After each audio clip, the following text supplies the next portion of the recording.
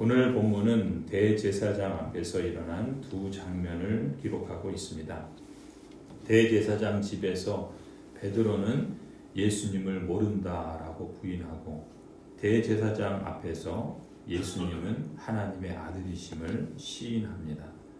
사람들 앞에서 베드로는 비겁하게 예수님의 제자임을 부인하고 자신의 정체성을 잃어버리죠. 반면에 사람들 앞에서 예수님은 당당하게 하나님의 아들이심을 시인하고 자신의 정체성을 지키십니다. 같은 사람 앞에서 또 여러 사람들 속에 드러난 두 장면은 언약 백성으로서 우리가 응답할 수 있는 두 길을 암시해 줍니다. 예수님의 제자임을, 하나님 나라의 언약 백성이라는 정체성을 비겁하게 부인하는 길이냐, 아니면 당당하게 시인하는 길이냐, 여러분은 어떤 길을 선택하며 나아가시겠습니까?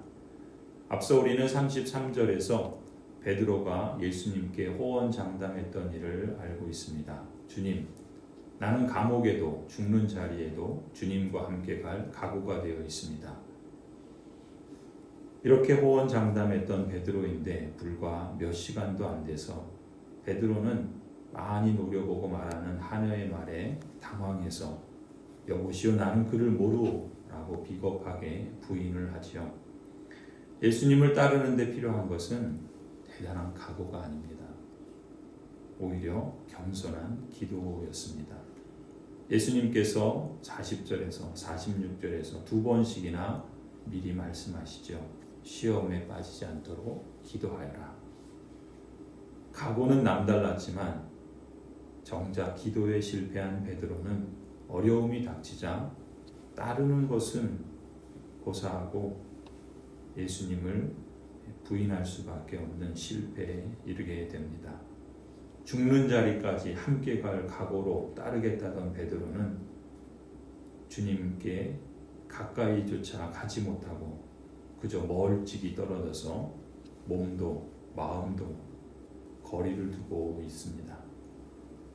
여러분 중에 혹 어느 누구도 이렇게 되기를 원하는 분은 없으실 겁니다. 하지만 예수님의 말씀을 무시하고 기도마저 멀리한다면 언약 백성인 여러분도 베드로처럼 십자가의 길은 고사하고 예수님을 부인하는 자리에 떨어질 수도 있습니다. 성도 여러분, 여러분은 현재 주님과의 거리가 얼마나 됩니까? 주님과 함께 있습니까? 여러분의 몸을 하나님이 기뻐하시는 예배로 드리십니까? 어떤 연유로든 여러분의 마음이 혹 멀찍이 떨어져 있지는 않습니까? 예배의 자리, 말씀의 자리, 기도의 자리부터 먼저 챙기시기를 바랍니다. 주님과 함께하는 꾸준한 실천이 몸에 배어 있어야 감옥이든 죽는 자리든 함께 하겠다는 그 대단한 각오를 말하지 않아도 그저 겸손히 주님 곁에서 늘 함께 할 수 있는 믿음의 담력을 얻게 되리라 믿습니다. 마태복음 10장에 예수님께서 이렇게 말씀합니다. 누구든지 사람들 앞에서 나를 시인하면 나도 하늘에 계신 내 아버지 앞에서 그 사람을 시인할 것이다. 그러나 누구든지 사람들 앞에서 나를 부인하면 나도 하늘에 계신 내 아버지 앞에서 그 사람을 부인할 것이다. 사람들 앞에서 여러분은 예수님을 시인하십니까? 직장에서 누군가 빤히 노려보면서 예수님 믿는 사람이냐고 물으면 그걸 부끄럽게 여기지는 않으십니까?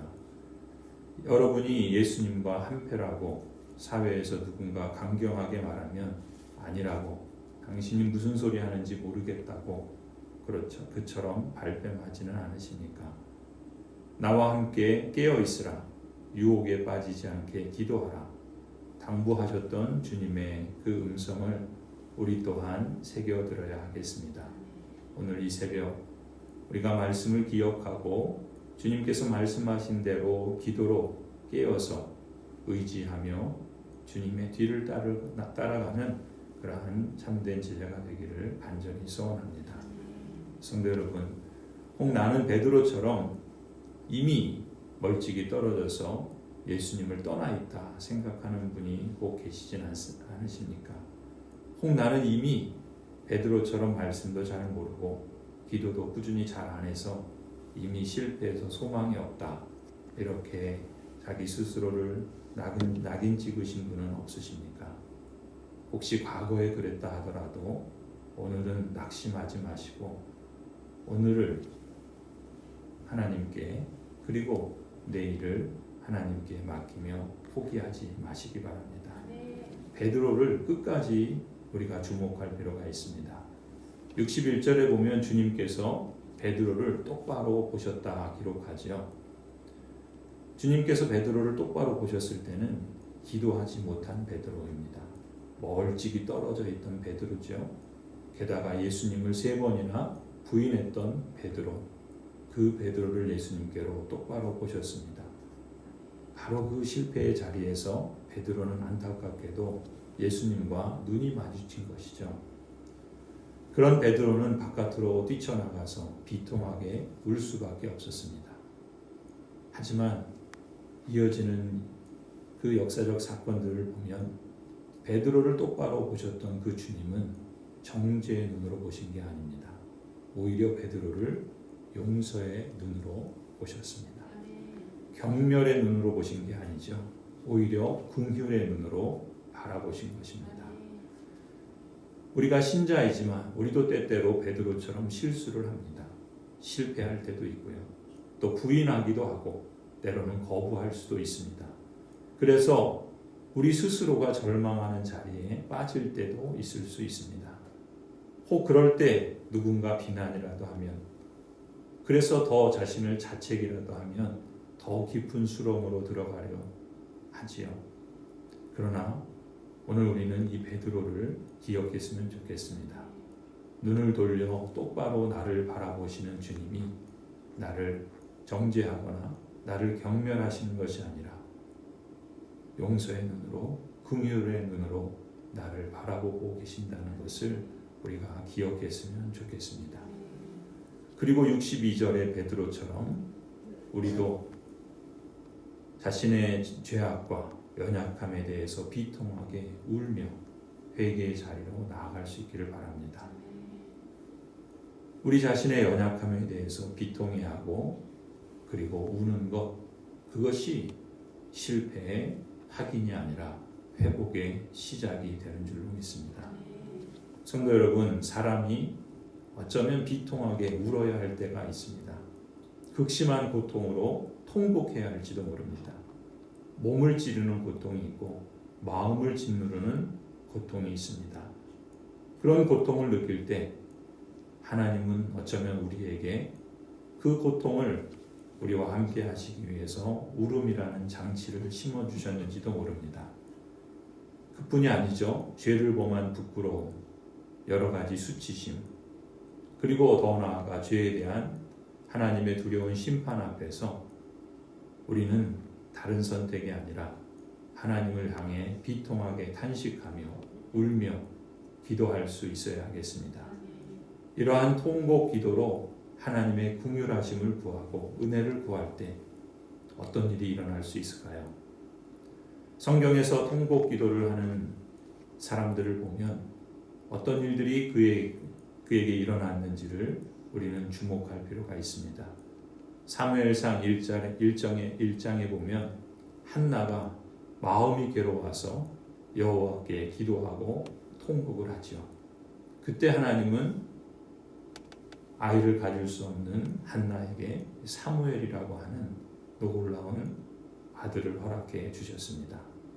열왕기하 20장에 보면 히스기야가 병이 들어서 시한부 인생을 살게 될 것이라 선고를 받았을 때 히스기야가 그의 얼굴을 벽 쪽으로 향하고 주 여호와께 기도하여 아뢰죠. 주 여호와여, 주님께 빕니다. 제가 주님 앞에서 진실하게 살아온 것과 온전한 마음으로 전심으로 주님 앞에 순종한 것과 주님 보시기에 선한 일을 행한 것을 기억해 주십시오.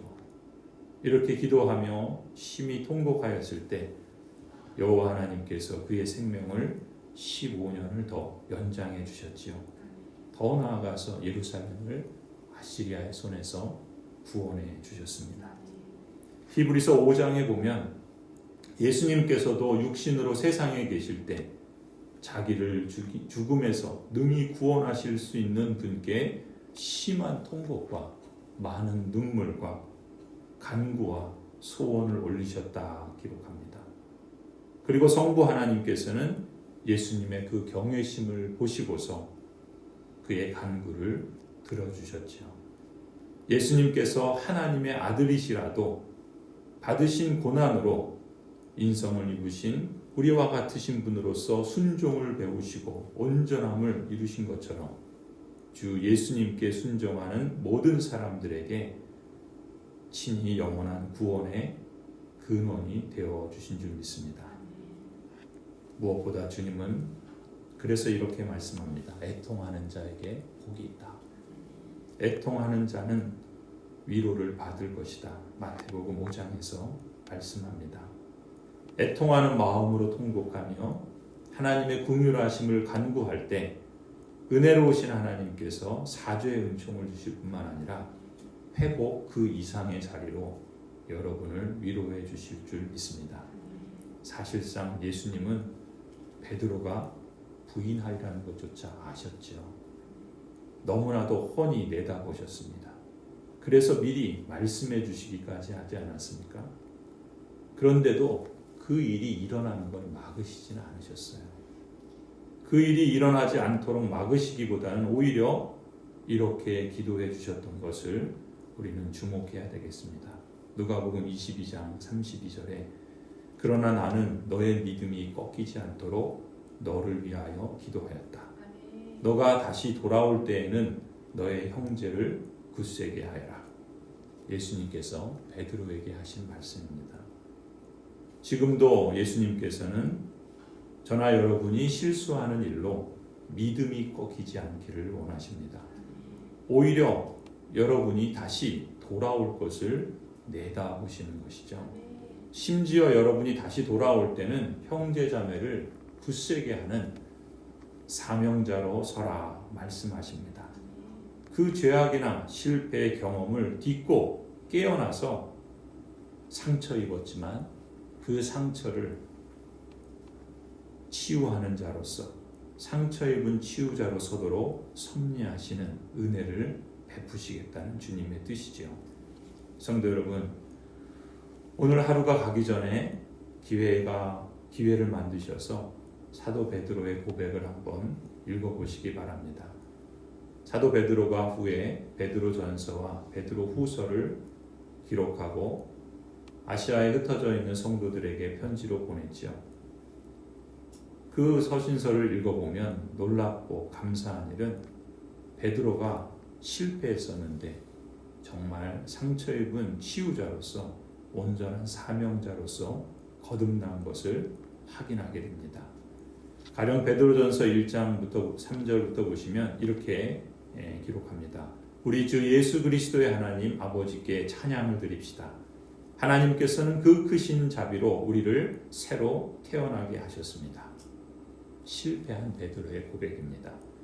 하나님께서는 여러분의 믿음을 보시고 그의 능력으로 여러분을 보호해 주시며 마지막 때에 나타나기로 되어 있는 구원을 얻게 해 주십니다.